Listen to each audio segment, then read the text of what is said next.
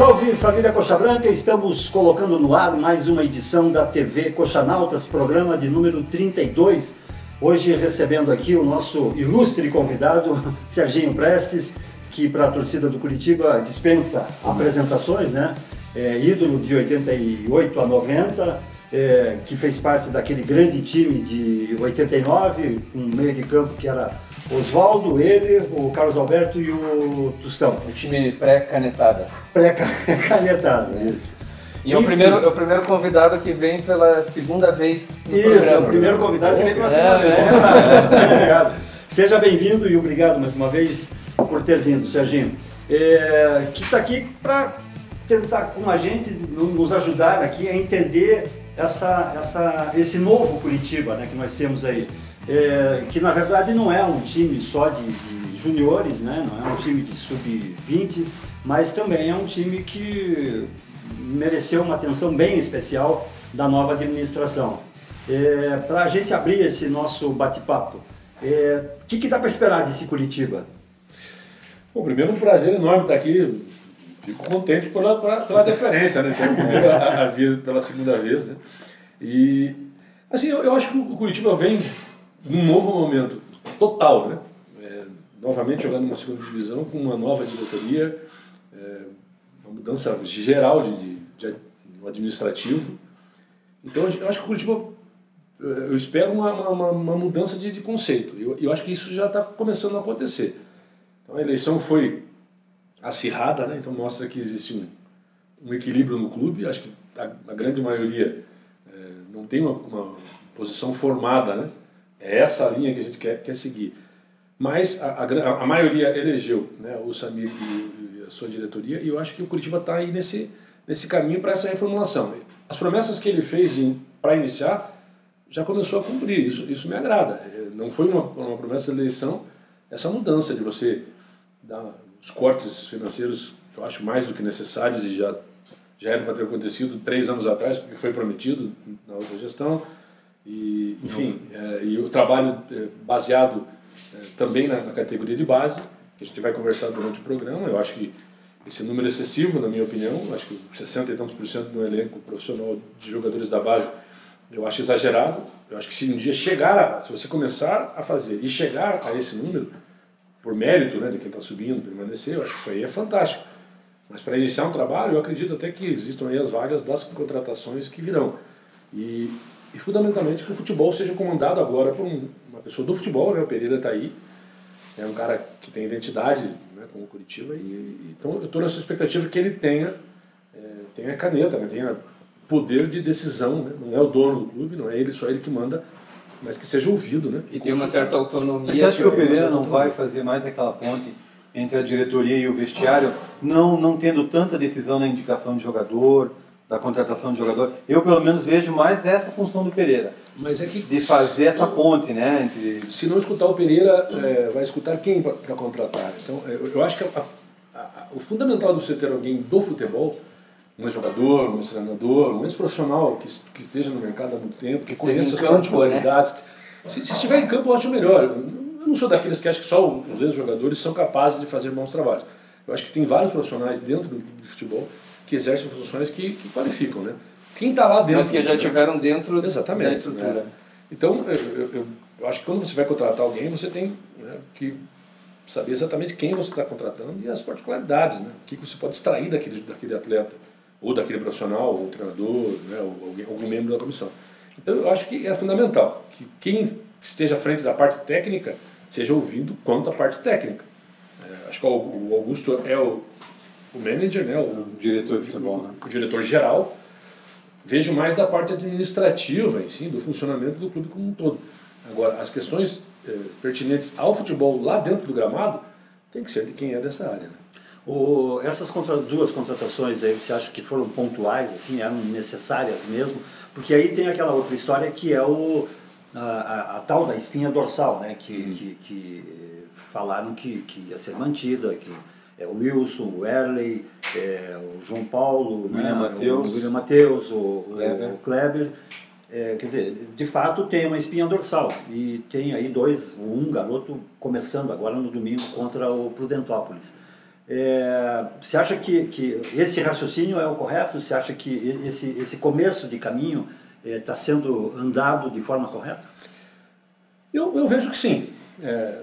Um outro atleta... Tinha que ser assim, com espinha dorsal mantida e mesclado com a base. Eu acho que você tem que manter, né? Como eu falei anteriormente, eu acho muito difícil dar certo de você subir muitos jogadores ao mesmo tempo e colocar nas costas desses meninos essa responsabilidade. Né? É diferente do jogador entrar numa equipe que já tem uma base, ele vai jogar respaldado, né?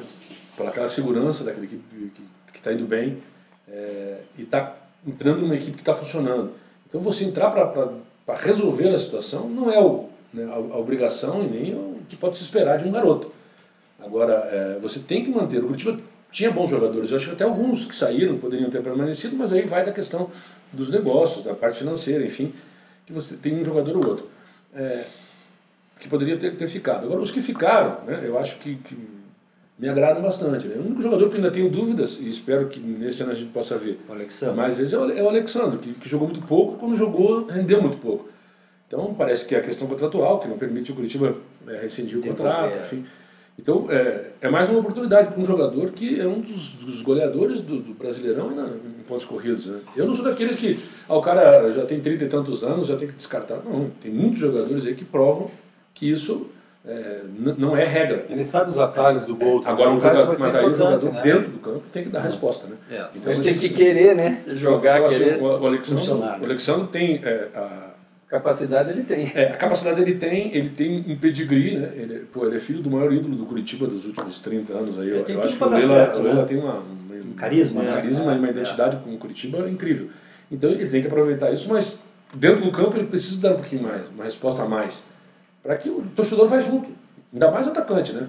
É só fazer gol. Né? Então, se ele fizer gols, a torcida já abraça ele, né? Com certeza. Eu tenho um palpite aí sobre ele e o Kleber, né? Na verdade, os dois não podem jogar juntos, né? Pelo menos foi essa a ideia do Sandro Forner, né? De não colocar os dois juntos.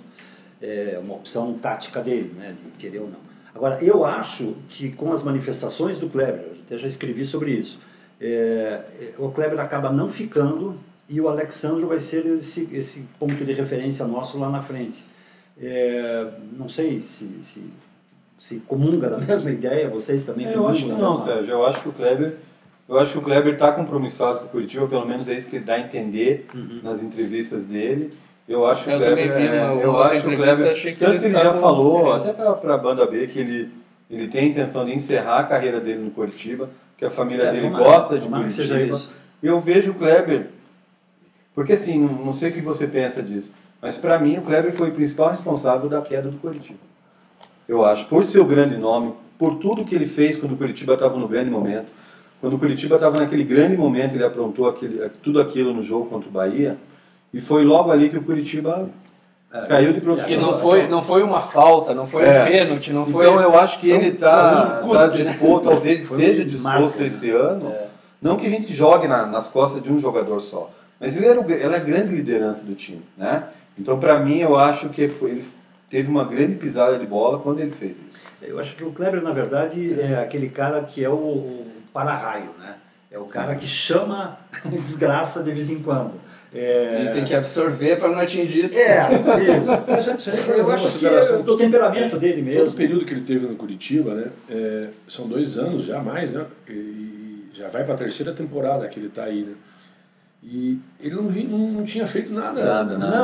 Nesse sentido. Então foi um erro. Só tinha fama, né? Foi um erro, e foi um erro, claro, um grande erro numa partida, não sei o que aconteceu com o Kleber naquele dia, que ele estava tão nervoso. A gente, dentro do campo, às vezes você não é naquele jogo, né? Você às vezes tem problemas com determinados jogadores e isso vai se arrastando pela carreira inteira. Isso é comum de acontecer.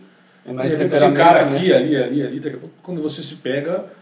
Só para pôr um molho no programa, você tinha algum rival aí no futebol que você... Não, assim, nesse momento a vontade de você dar um soco, uma cusparada, é uma reação... quase instintiva, né? Mas tinha jogadores assim, por exemplo, na época, lá no começo da carreira, eu ainda estava no Pinheiros, depois eu enfrentei ele até pelo Curitiba, eles tinham um volante chamado Pinheirense, que era do interior de São Paulo, era um volante que Lembro desse jogador. Esse jogador, ele era muito maldoso. Então, aonde você encontrava, era você sabia que ia dar zica. Então a gente já vai preparado para isso. Então já aconteceu já dele ser expulso várias vezes em alguns jogos que eu participei. Né? E às vezes jogadores nossos tomavam cartões e tal, por cair na pilha. Tal. Então é uma situação assim que acontece. E aconteceu com o Kleber, e realmente eu concordo com você. Eu não diria assim que ele foi o culpado, né? Mas que a ausência do Kleber para mim foi a grande... Ele teve um peso, né, Serginho? Teve um grande peso gigante. Né? O jogo com a Chapecoense técnico deu para ver, né? Eu estava lá no estádio, deu para ver assim, a diferença do ataque do Curitiba com o Kleber em campo. Eu comentei todos os jogos do Curitiba no Brasileiro, com ele em campo e sem ele. São dois times, ele é uma referência positiva, né, de prender essa bola na frente, cava falta, cartão do adversário, de fazer gols, né? O gol que ele fez lá em Chapecó, um belíssimo gol. A gente chegou até a levantar a estatística com ele em campo e fora. A diferença eram dois times totalmente diferentes. Então, assim, o Curitiba se não perde. O Kleber, vamos dizer, ele ficou aí 15 ou 16 partidas, eu não me recordo agora, no total. No total, Muita coisa. Vamos dizer que das 16 ele jogasse aí 12 ou 13, tomaria mais cartões amarelos, uma contusão ou outra, vamos dizer que mais umas 12 partidas. Eu não tenho dúvida que o Curitiba teria feito não só 1 ou 2 pontos que tirariam para não cair. Eu acho que o Curitiba brigaria por coisa maior, porque a caída da equipe foi vertiginosa. Né? Fazia tempo que eu não via uma equipe estar jogando um futebol tão ajustado, tão bom como o Curitiba nas 8, 10 primeiras rodadas e cair tão assustadoramente que dali a 12 rodadas, na 22ª rodada, ele já estava entrando na zona de rebaixamento, saindo lá de segundo, terceiro lugar. Né? E jogando mal, né?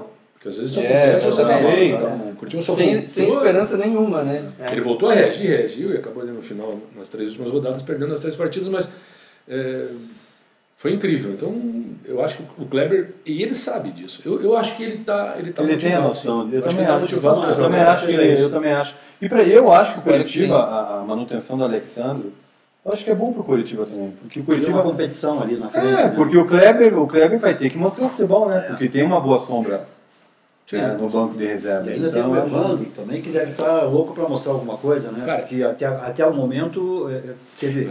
Sobre essa questão do pessoal que subiu, é curioso o seguinte, fala-se tanto na base, que o Curitiba está utilizando a base, finalmente, só que do time sub-20, do Sandro Forner, só um jogador é titular do Curitiba hoje, que é o Thaleson Kelvin, né? O resto já são jogadores mais antigos, né? Como o Rui, que foi revelado há muito tempo, o Ian Sassi, o Guilherme Parede, que está ganhando chance, que foi revelado lá atrás. Acho que o Parede não joga domingo, não. Joga porque o Iago está machucado, né? Thiago Lopes, o Thiago Lopes, o Cadir, né? Que já tiveram as primeiras oportunidades. Né? Então, isso que eu acho assim, olha quantos jogadores nós estamos falando que tiveram oportunidades. Alguns deles foram muito bem de início, depois caíram na produção. Thiago Lopes é um. Você gosta do Sassi? O Ian, desses jogadores todos, para mim, é o que apresentou uma regularidade um pouco maior. Né? Porque você jogar 2 ou 3 partidas bem e depois não segurar, isso é natural de estar num time que vem jogando mal. Né? Então, agora o Ian, eu acho que ele tem muito recurso. Tecnicamente ele é bom jogador. Eu conheço e várias pessoas. O que dá para esperar? Quer dizer, ele não é, e tem uns aí já vendendo ele como o 10, o salvador do Curitiba, e não é bem assim, né? A coisa não funciona assim, você esteve lá dentro, você sabe que não é, e essa pecha, essa responsabilidade que se coloca nas costas do jogador acaba às vezes tendo um efeito negativo, né? Mas enfim, o Rui vem muito mais com o compromisso de ter feito um bom campeonato pelo América e de finalmente jogar alguma coisa pelo Curitiba, porque quando esteve aqui também não correspondeu, assim como o Alexandre, né? Agora tem também uma grande expectativa em cima dele. Você acha que isso é a favor? Pode funcionar a favor ou contra? Eu me sinto muito tranquilo para falar do Rui. Eu acompanho desde o início da carreira dele, né? Lá na categoria de base, nos meninos, nos pequenininhos. Né? Seguramente o Rui, ao lado do Marlos, foram os 2 maiores jogadores do Curitiba, que o Curitiba revelou para mim nos últimos 10, 15 anos, em qualidade técnica. É mesmo? Nos últimos 10 anos? Nos últimos 10 anos. O Rui é um jogador assim, acima da média. Depois da safra de 2007, ele... O Rui ele é um pouquinho mais velho que a geração do Queijo, ali para trás, do Henrique, de toda aquela geração que veio, até, inclusive era treinador nessa época. E ele era menino ainda nas categorias menores. Ele é um jogador extremamente talentoso, E esse campeonato mineiro, né, o campeonato que ele fez pelo Operário aqui, os 10 primeiros jogos dele no Curitiba, se você lembrar, logo que ele veio do Operário, ele jogou 10 partidas e se machucou. O Grêmio já queria comprá-lo. Ele fez uma dupla com o Thiago Galhardo, né? Porque ele estava dando certo. O Grêmio já queria comprá-lo naquele momento, logo que ele... Porque o Rui, se ele jogar o potencial que ele joga, ele vai ser um dos melhores meias do Brasil. Eu não tenho dúvida quanto a isso. Só que ele precisa querer jogar. Né? O que falta para ele, Sérgio? Então, que... Cara, o Rui, ele já falou várias vezes, até em entrevistas, né? O Rui ele tem uma dificuldade de comportamento. Né? O Rui é extremamente talentoso, mas sempre foi um jogador muito chegado ao terceiro turno de treinamento, que é depois das 20 horas. Né? Daí não consegue manter uma estabilidade. Aí porque ele é um jogador muito habilidoso, ele depende da condição física dele estar no ideal. Ele estando na condição física ideal e motivado, eu acho que ele é um jogador assim, para ser. Pra não ficar. Não sei se o Curitiba consegue segurar um jogador assim, porque se ele não machuca naquele momento, ele já não estava eles viriam atrás dele. Ele se concentrou provavelmente em BH, sentindo que a chance dele está indo, a idade dele está aumentando, está passando tempo. Porque se ele se concentrar, eu não tenho dúvida nenhuma, né? Eu já conversei com várias pessoas do futebol que têm comum com essa ideia, né? Porque é muito difícil você encontrar hoje um meia armador, um meia ofensivo, que tenha tantos recursos como o Rui, que é forte fisicamente, que bate muito bem na bola de média distância, de longa distância, bola parada muito boa, é inteligente, está toda hora pifando os companheiros, botando os jogadores na cara do gol. Não foi à toa que ele no Operário fez aquele campeonato que fez, né? Ele levou o Operário a ser campeão paranaense. Né? Então, tinha outros bons jogadores? Sim, tinha, mas ele foi o elo que determinou a coisa. Então, né? eu vejo assim, o Rui depende do Rui. Se ele quiser jogar e ser um dos melhores jogadores desse Brasileirão, desse Paranaense, capacidade ele tem.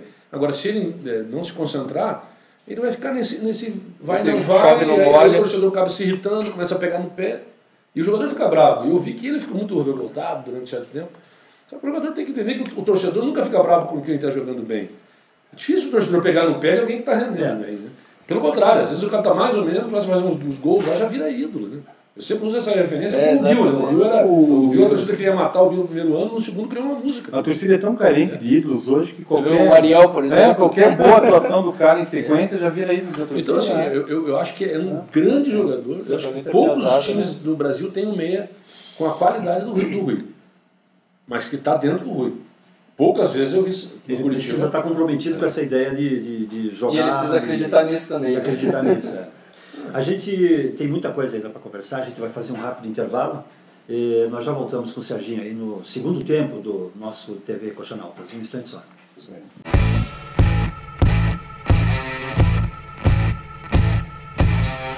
Estamos de volta com o segundo tempo da TV Coxanautas. Hoje com o nosso amigo Serginho Prestes, ajudando a gente a entender esse novo Curitiba que temos aí, que estão nos dando para torcer. Temos aí alguns assuntos para esse segundo bloco, Serginho, Honório e Marcelo. Primeiro pela escalação desse novo Curitiba que estreia domingo aí contra o Prudentópolis. A princípio seria Wilson, Benítez, Thalisson Kelvin, Werley, William Matheus, João Paulo Simeão, Yansassi Rui, Guilherme Parede e Kleber. É o que tem de melhor? Honório, Serginho e Marcelo? Eu acho que alguns jogadores talvez não estejam podendo jogar, né? A equipe que começou para mim o trabalho, né? Que era com o Iago e o Mosquito, seria assim, o que eu enxergo hoje de melhor que o Curitiba tem aí com essa escalação. Até os meninos que estão ali por baixo, o Ian Sassi, por exemplo, o Guilherme Parede, provar isso dentro do campo que eles têm capacidade para disputar a posição, pelo que jogaram, né, no ano passado e pelo histórico. Né? O Guilherme Parede que está treinando muito bem. Pois é, só se estiver treinando muito bem, porque a torcida já botou ele na cruz, né? E eu não crucifico a torcida nesse caso. Ele não conseguiu dentro do campo dar a resposta. Ele fez uns jogos em 2016, 9 jogos, eu estava até olhando hoje. Ele fez 9 jogos, não tem nenhum gol pelo Curitiba. Eu não lembro de boas partidas dele. Depois ele saiu, foi para o Ipiranga de Erechim e para mais um time, para o J. Malucelli. Também não mostrou muita coisa. O Pachequinho, que era treinador dele na base e foi quem o puxou, conversando com ele lá atrás, ele me elogiou muito esse menino, muito veloz, muito inteligente para jogar, assim, usando a velocidade para ganhar dos adversários e tal. Então, quando ele subiu, eu estava nessa expectativa. Não viu ainda isso. Eu concordo contigo, eu acho que alguns jogos ele foi bem, né? Para mim não foi o protagonista de nenhum jogo. Isso. E eu acho que quando o menino sobe, tem que dar chance ao menino. Claro que tem que dar chance, dar tempo, mas de vez em quando você tem que fazer uma diferença. Porque senão, como é que você vai cair no gosto da torcida, do treinador, se você não for protagonista de 1 ou 2 jogos de 9, como você falou? Alguns lances, pelo menos, né? Você vai ser mais um, daí mais um vai ficar lá no banco, de vez em quando. Então, o menino também precisa dar o retorno. E eu não vi nele, né? E nos outros todos, ele, o Parede, o Evandro andou fazendo alguns golzinhos ali, mas também não foi aquele jogador decisivo, talvez muito mais que o Guilherme Parede, sim, mas só que agora no momento é o que está aparecendo aí. Eu gostaria de ver o Mosquito. Eu acho que o Mosquito é um jogador que pela característica, né, não sei, já falei isso outras vezes lá na rádio, né, quero que o pessoal que está assistindo releve guarde a proporção do que eu vou falar. Eu acho ele muito parecido com o Pachequinho, do jeito de jogar. É um jogador muito leve, franzino até, mas que sabe usar isso como uma arma positiva. Eu joguei junto com o Pacheco no Curitiba na minha segunda passagem em 94. O Pacheco matava de raiva a defesa do adversário, porque o cara encostava, ele caía, era falta. E era assim, a falta acontecia mesmo, né? Mas pela leveza dele, e era cartão, e era falta, e era pênalti, e isso vai minando o adversário. E ele sabia fazer gol também. E o Pacheco, como o Mosquito, tem a questão de jogar pelo lado, mas entrando na diagonal, entrando na área, né? Eu não consigo ver, porque todo mundo fala, o futebol é moderno, hoje é uma formação. Praticamente para mim, do jeito que eu jogava na década de 80, é como se joga hoje. Só com os jogadores de lado tendo uma atuação um pouco mais defensiva. Então os pontas, entre aspas, hoje um pouco mais defendem do que atacam. E antigamente os pontas eram eminentemente ofensivos. Então, não precisava nem voltar. Não, você voltava até o meio, o lateral que estava marcando se passasse, aí o lateral esquerdo lá, o direito do time se virasse lá, o volante cobria e tal. Então você tinha essa função. E agora um pouquinho mais. Então, mas só que os pontas também antigamente tinham algumas dificuldades, não faziam gols. Até que foram surgindo os pontas que também faziam gols, e aí isso é fundamental. Porque é muito difícil o cara jogar lá aberto, fazer as jogadas por lá. O Rildo, por exemplo, teve partidas muito boas no Curitiba ano passado, mas era um cara que não fazia gol, poucas vezes ele trava na área. Então, agora se o jogador de qualidade entra numa diagonal, ele surpreende todo mundo, e mesmo pequenininho, aí é prova que ele foi artilheiro do brasileiro. Pelo que eu entendi, então você acharia muito bom se o Curitiba renovasse com o Mosquito. Total, né? Aliás, para mim já deveria ter renovado, e é uma falha imperdoável deixarem da última gestão do futebol. Quer dizer, você não pode deixar um jogador desse quilate, que você está apostando muito, ficar com 7 meses para renovar o contrato, porque daí você vai colocar nas costas do jogador que ele não quer renovar o contrato. E não é bem assim. Um contrato, eu entendo o contrato como uma coisa entre duas partes que funciona bem para os dois lados. Por isso que você faz um contrato. Só, né? E se for bom só para o clube, então quer dizer, o clube ele não era obrigado a fazer contrato com o jogador há 2 anos atrás. Mas se ele está enxergando uma qualidade, aí está a arte de trabalhar bem. De conhecer o futebol, né? Então, você faz contrato de 5 anos com jogadores e tal. Por quê? Para você não perder um jogador desse quilate. Agora, você jamais, né? Jamais você até porque você vai investir nele, né? Você está falando do principal jogador da tua categoria de base, ou um dos principais. Então, é inconcebível que o jogador chegue agora. Porque imagine quantas propostas podem estar chegando para ele, para o seu...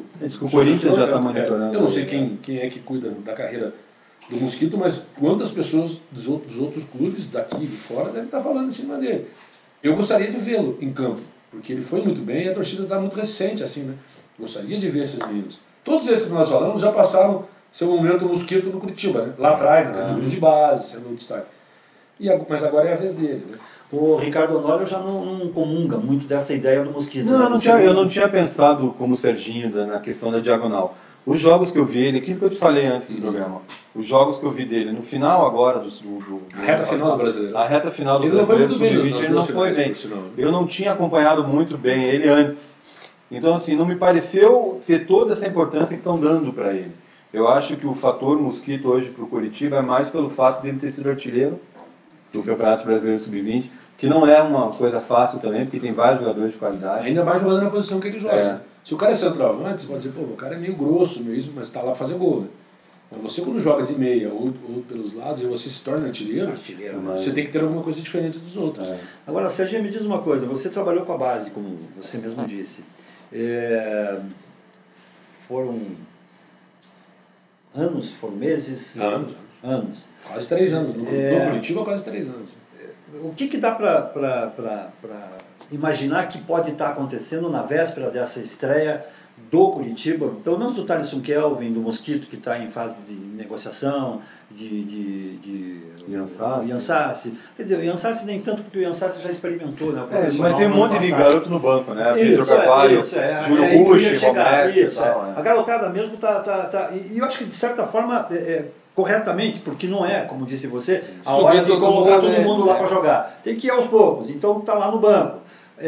Certamente o Sandro vai começar a experimentar essa garotada agora no regional. Vai dar 15 minutos de segundo tempo, está ganhando 2-0, ele vai lá, coloca 2, coloca 1, enfim. O que está passando na cabeça dessa garotada agora? Você que conviveu ali dentro, tem uma ansiedade que atrapalha? Tem alguma coisa que pode fazer uma diferença?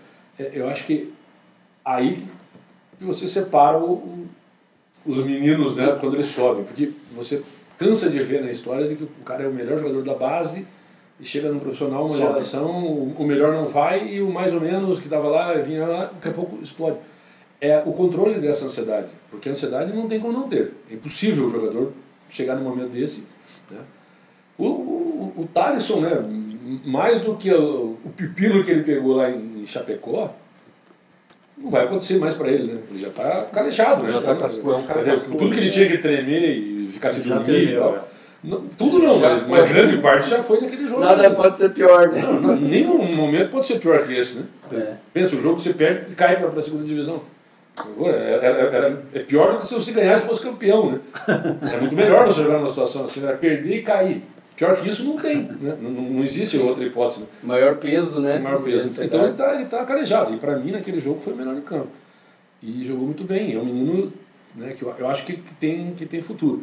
Mas esse momento dessa transição é onde você perde muito jogador. Né? Porque o menino não vai bem, joga 2 ou 3 partidas, a cobrança vem, e aí você precisa de muito apoio. Né?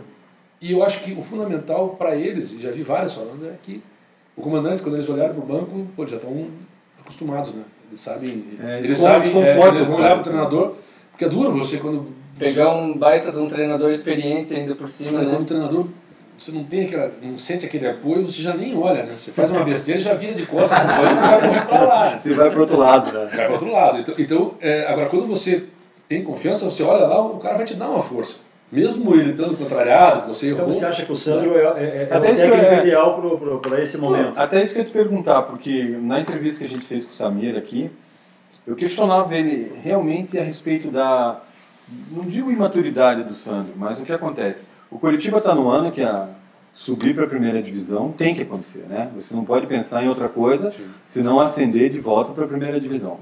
Será que um técnico mais experiente não seria importante nesse momento? Apesar do Sandro conhecer melhor a base, conhecer melhor o Curitiba, mas a vinda de um técnico com experiência, por exemplo, em Série B ou multicampeão aí não seria mais importante agora? Eu acho difícil de avaliar assim, o que seria melhor ou não. Né? Se tivesse sido mantido, por exemplo, o Marcelo Oliveira. O Marcelo, para mim, é um ótimo treinador. Eu achei um dos melhores do Brasil. Né? Eu acho até que ele não foi mantido pela condição financeira. Pela questão financeira. Porque a questão do Curitiba, eu acho até a vinda dele no próprio brasileiro. Porque você tem momentos assim que não adianta você fazer uma loucura que foge totalmente do que você pode para você tentar um objetivo. Porque esse objetivo pode acontecer ou não. E não aconteceu, caiu, né? Infelizmente caiu. E daí gastou muito dinheiro. E eu acho que o Sandro está merecendo uma oportunidade. Então eu acho que o mercado hoje, o que está acontecendo nos outros clubes, favorece você a apostar em quem tem capacidade. Quem está fazendo um trabalho bom. Então, tem outros times que estão fazendo isso também. Eu não sou daquele que você tem que dar oportunidade para o cara da base. Não, peraí. Você tem que dar oportunidade para o cara da base quando o cara da base está merecendo uma oportunidade. Seja jogador, seja treinador, seja preparador físico. O Sandro está merecendo uma oportunidade. Ele já não fez um bom trabalho. Ele já vem repetindo isso, não somente na questão de chegar às finais, né? Chegar no Brasileirão, que é muito difícil. Mas você vê a maneira que as equipes jogam, um time muito organizado, o desenvolvimento dos jogadores, quantos jogadores sobem, né? Tudo isso você tem que analisar. A tua experiência te diz o quê? Qual é a tua expectativa em relação a esse conjunto todo aí? Que é o Sandro Forner, que é uma coisa. Os garotos da base, que são outra história. E essa espinha dorsal que ficou. Esse conjunto todo no teu modo de entender, o teu jeito de ter vivido lá o futebol, tanto de um lado como de outro, diz o quê? Vai dar certo essa química? Eu acho que tem grande possibilidade de dar certo. Me dá a impressão que os jogadores que ficaram são jogadores que estão comprometidos assim, com essa causa do Curitiba. Né? Então você vai trabalhar melhor isso. Né? O Pacheco teve problemas com o Juan, por exemplo. Né? Então o Juan é um jogador que tem um passado diferenciado dos outros. Talvez não estava tão comprometido em relação a isso, para entender que um treinador novo tem que ter a sua oportunidade também. Porque todos os treinadores que hoje são experientes, já multicampeões, começaram em algum lugar no dia. E não eram experientes e ganharam isso. Né? Então, eu falava isso na rádio constantemente. O Pacheco não pode cobrar a experiência do Pacheco, ele não tem. O Matheus Costa, do Paraná, quando assumiu, a única coisa que você não pode cobrar dele é experiência, porque a experiência não vai ter como ele adquirir a experiência agora em uma semana. Né? Então ele vai ter que trabalhar até o final do ano e vai ver o resultado que vai acontecer. Então eu estou numa expectativa boa. A única coisa assim que eu acho que não deva acontecer, né, é toda a comissão técnica do Curitiba hoje, para mim, é uma das mais competentes, uma reunião de muitos jovens muito competentes, muito competentes, não só o Sandro, mas todos os outros que ali estão, que subiram já há alguns anos. Agora, você tem ali o professor Robson Gomes, que é um preparador físico, que é um cara que eu acho que todos eles têm que se espelhar no Robson e usar a experiência que o Robson tem, esse sim, multicampeão, já quantos títulos de Série B com Goiás, enfim, outros clubes, uma carreira vitoriosíssima. É um cara que pode ajudar muito a eles, né? Porque a geração nova tende, né, a achar que sabe tudo e que resolve todos os problemas do mundo. Essa ousadia é do jovem, né? Então eu acho que eles vão ter que entender que o futebol é uma coisa complexa. Então que busquem informações, que troquem experiências com outras pessoas, com os próprios companheiros, com o Pereira, que está aí, com o Robson, com o Tcheco, que mesmo não sendo ainda experiente como treinador ou auxiliar, é um cara muito vivido dentro do campo. E o resultado dele no Paraná e como treinador ali, como auxiliar, foi fundamental, segundo as palavras do técnico na época, pode ajudar muito. Então, não existia essa vaidade, esse excesso dessa ousadia que a juventude leva a ter. Porque é a única preocupação. Acho que se continuar coesa, né, a comissão técnica e fazendo um trabalho como eu imagino que possa, eu fico muito otimista. Esse início é fundamental para trazer a torcida. Começar bem e vai fazer com que a torcida venha. Eu acho que nesse começo a gente vai fazer mais como um laboratório, né? Até por isso, nas entrevistas que a gente sentiu da diretoria, que eles estão segurando mesmo, né? Não vão contratar ninguém agora, vão fazer o teste no Paranense. E para o brasileiro deve vir mais contratação, né? Eu acho que a gente vai ficar muito dependente dessas contratações que vão vir para o brasileiro. Vão vir lá 4 ou 5 jogadores. Se a gente errar nessas contratações... Sobre isso até, muito se fala quando o jovem sobe profissional que ele precisa de sequência, né? A gente tem 4 meses aí até o Campeonato Brasileiro. Você acha que esses 4 meses eles são suficientes para essa garotada se firmar no Curitiba? Pode ser, mas eles têm que fazer a diferença. Eu acho que um campeonato paranaense é muito mais fácil que um campeonato brasileiro. Sim. Todo mundo fala, não é referência. Eu acho que uma referência técnica não dá para. Eu fiz um bom campeonato regional, isso quer dizer que eu vou fazer um bom campeonato brasileiro. Isso não é uma máxima. Já foi provado que não. Isso não é uma máxima. Nem que não é, nem que é, porque já teve time que foi muito bem no estadual e foi campeão também, e foi no brasileiro foi bem, e teve outros que não. Então, eu acho assim, o importante é você se manter bem sempre. Então, os meninos que tiverem a oportunidade, eles têm que mostrar. Como eu falei, precisamos contratar 5 ou 6 jogadores. Eu acho que até o número de jogadores que o Curitiba tem mostra isso. Né? Para o plantel ficar aí nos 50/50, que já estaria extraordinário. 50% de base num time, eu acho extraordinário. O Curitiba está com 60% hoje, eu acho que está um pouco desequilibrado. Mas, quem sabe, os meninos têm as oportunidades e mostram, de repente, naquela posição que a gente achava que teria que contratar um outro... Talvez não precisa. Não precisa, você pode gastar um pouquinho mais naquele outro. Em vez de 2, traz um Se só. você fosse contratar agora, o cara não ia nem ter, Não. não ia nem poder testar. Sabe que quando eu via É possível, mas eles precisam dar o retorno do resultado. Quando eu via o Coritiba do Sandro Fone jogar o Sub-20, eu vi um time de bons jogadores, sem nenhum craque, mas um time muito bem formatado taticamente, um conjunto bom. Eu acho que isso vai ser o teor do Coritiba para a sequência do ano. Eu acho que um time muito bem distribuído dentro de campo. Eu acho que Um time com jogadas. um assim, que a gente time não vê operário, faz um time tempo. guerreiro, um time sem nenhum craque, mas um time que saiba fazer Usar o coletivo mesmo. exatamente o coletivo dentro de Perfeito. campo. É isso aí. A eu análise é acho. perfeita e se conseguir fazer isso, transformar isso com um brasileiro, colocando o Rui e o Kleber, por exemplo, já seria um ganho, né? Um time organizado com um 10 e um 9 que façam uma diferença. Eu acho que é o suficiente para você fazer um dar 10. certo. É. Marcelo, Ricardo, Serginho, mais alguma coisa por Teria, a gente não tem tempo. Eu teria ainda mais coisa, mas tudo bem. Não tem Fica tempo. com o terceiro programa. Fica, já está convidado para o terceiro programa. Abertura de 2019. E está convidado também para a nossa comida. Hoje tem o nosso chefe está preparando alguma coisa ali. Aliás, é o aquecimento do nosso chefe que em breve estará de volta. No próximo programa já está de volta, né? Esperamos. Grande. Renato de Então, Barba. tá, Serginho, mais uma vez, muito obrigado por ter vindo. Espero que a gente se encontre outras tantas vezes aqui para debater assim, nesse clima tão gostoso, né, em tom de bate-papo aí, sobre o que a gente mais gosta, que é futebol, e principalmente falar sobre o Coritiba. Obrigado. Eu que agradeço e estarei sempre à disposição. Para mim é uma grande alegria, né? A gente estar conversando aqui para toda a nação coxa branca. Né? O duro que eu falo muito, né? Daí Mas é isso que a gente precisa. A gente aprende com você. Muito obrigado, Marcelo e Honório. A gente vai se vendo, né? Vai se vendo. Sempre por aqui, né? Segunda-feira a gente está de volta. Segunda-feira estamos de volta, um novo programa para repercutir a vitória do Curitiba, se Deus quiser, contra o Prudentópolis, o bravo Prudentópolis. Da Terra das Cachoeiras. Das Terras das Cachoeiras. A gente se encontra então na segunda-feira, um novo programa para repercutir esta estreia do Curitiba no Campeonato Regional. Um grande abraço, um bom jogo para nós, nos vemos.